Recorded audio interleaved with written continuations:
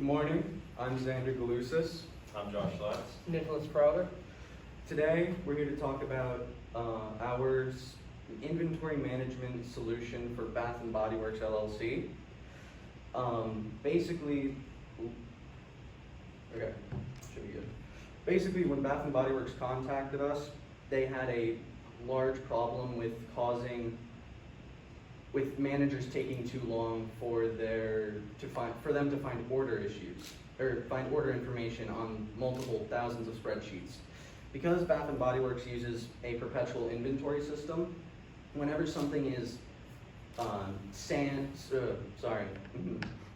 out and sold, it gets put into the inventory as sold, and whenever they receive something, they put that in as received. When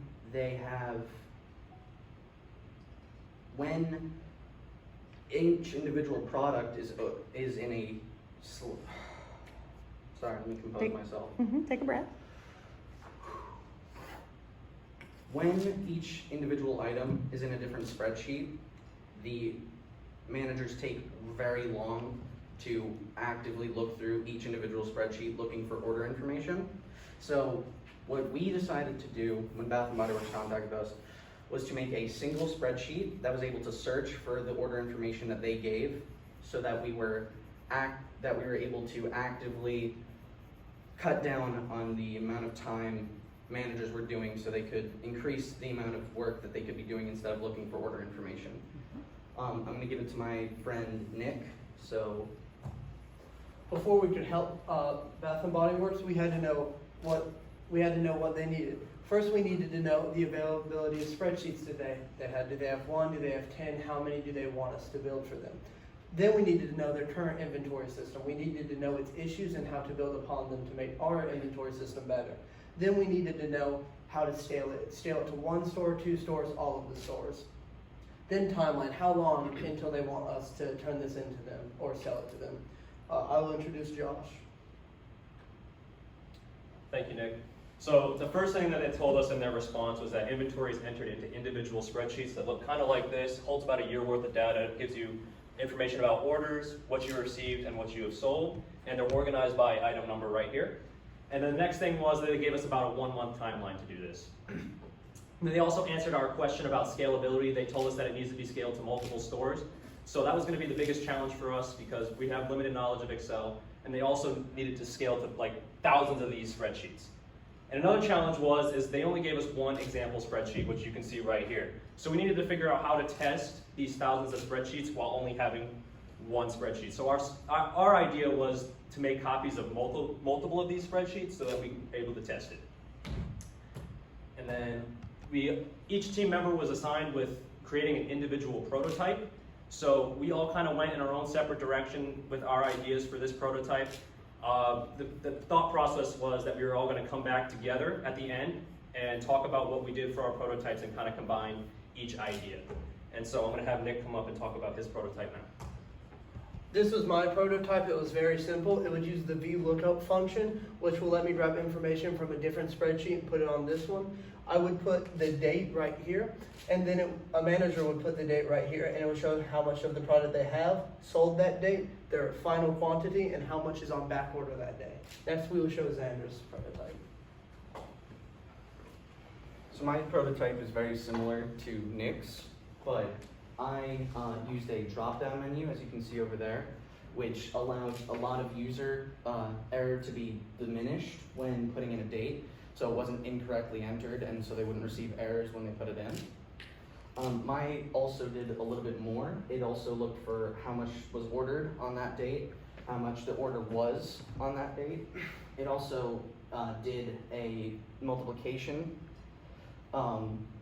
function, which multiplied how much was ordered versus the order price to get the order total.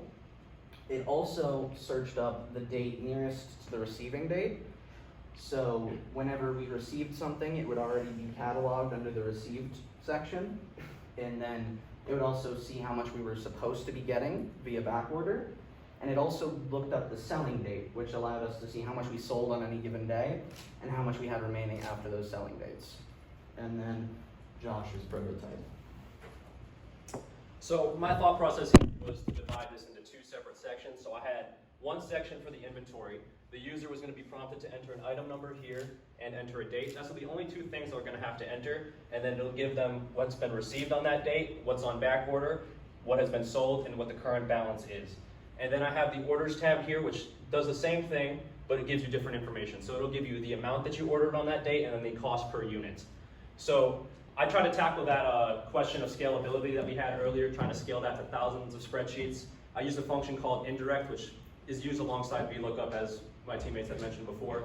This one, instead of searching it in one spreadsheet, it allows you to search for data in multiple spreadsheets. So this allowed us to scale this to multiple spreadsheets. And then Xander is going to talk about the features of our prototype. So, as you saw, some of our features, we had a drop-down list, which allowed for mitigation of user error. We had specific formatting, so it was easy to read and understandable, so that people weren't going out of their way to look for unnecessary things. And we had separate areas where you could see like where selling dates, where order dates, and where receive dates were, so that it was easy to read and understand. And then Josh will explain the functions. So the first function that we all used in our prototypes was VLOOKUP, and that's kind of the backbone of the entire prototype. That allows you to search for specific information in a spreadsheet that you provide. And then next function we have is the if error function. This just kind of helped with formatting issues. It prevented errors from flooding the screen when there was not any data entered. And the last function that we have here is indirect. This was the one that allowed us to tackle the question of scalability. It allowed us to search for multiple spreadsheets. So when you entered the item number, that would be the name of the spreadsheet. So it allowed us to search multiple spreadsheets. And this is an example of how we use all these functions in one. So here's the VLOOKUP, which is the backbone of it. It'll search for whatever you enter into this cell, which would be G3. And then this would be the name of the spreadsheet, so the item number that you enter. And then the column that it searches for this data for in that other spreadsheet. And then true, just to search for the information. And then the if error function kind of goes on the end. So that's just saying that if there's an error with this function, just don't display it. And now we're going to pull up the final prototype and demonstrate how it's used. So this was our final prototype. As you can see, we kept that idea of two separate areas. So the first section we have over there is inventory lookup. The user is only prompted to enter an item number and a date. And then we have the order lookup tab where they enter the item number and date once again, and it gives them the information. So I kind of use Xander's idea of the drop-down menu. So I'll demonstrate how that works. So we enter, and any one of these dates here, it's about a year's worth of data. So we'll say we'll put this one here, and the information updates for that date. And I'll enter another item number here.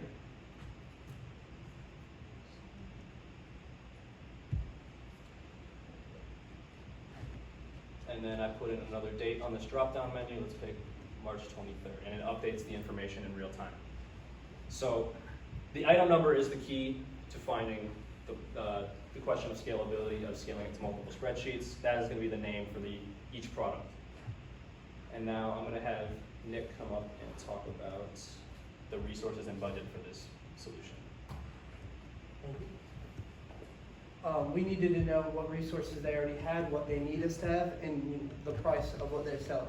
First, we're charging a $40 hourly rate, which is under market rate because we know we're a newer team. It's about $1,200 for the actual product we are selling. Installation fee is around $100 per store. Not everyone would know how to use Excel. That's why we're up $75 for a training fee. And then it sells around $24 a year per computer is what we have found. So that is not expensive for a big company like them. And we found all this information on SCOIS, the South Carolina Career Information System, so it is accurate and up to date. Any questions? First of all, we'll give you a round of applause. Very nicely done.